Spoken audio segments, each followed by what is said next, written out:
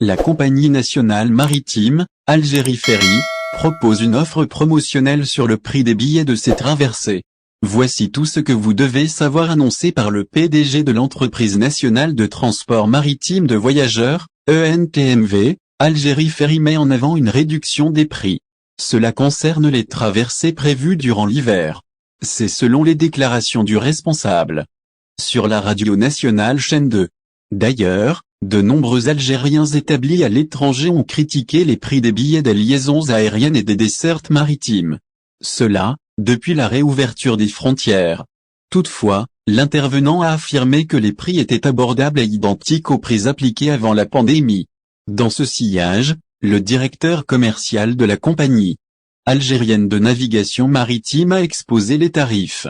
Alors, le prix d'une traversée entre Alger et Marseille en aller-retour avec voiture est affiché à environ 56 000 DA. En outre, il ajoute qu'il faut compter 774 €. Ce prix implique une desserte reliant la France à l'Algérie en aller-retour. Ce dernier est valable durant une année. Toutefois, il existe un billet valable pendant 6 mois.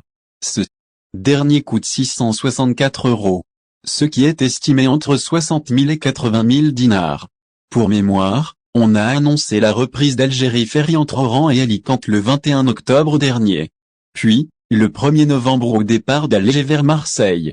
Notons que les voyageurs en direction de l'Espagne et de la France embarquent à bord du navire Djazer 2 et du nouveau Badji Mokhtar 3, respectivement.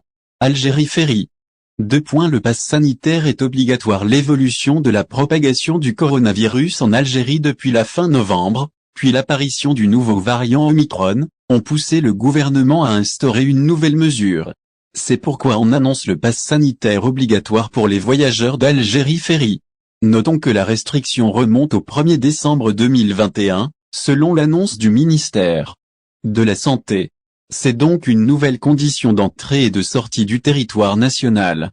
De surcroît, on demande également un test PCR négatif. Ce dernier doit dater de moins de 72 heures avant l'arrivée. Pour rappel, le certificat de vaccination est exigé dans d'autres lieux. On indique ici l'accès aux manifestations sportives et culturelles, y compris l'entrée aux salles des fêtes. Par conséquent, on dévoilera plus de mesures pour les autres secteurs en fonction de la progression de la situation sanitaire en Algérie. Au final, si vous avez aimé la vidéo, n'oubliez pas de vous abonner à la chaîne et d'appuyer sur la cloche pour recevoir nos actualités.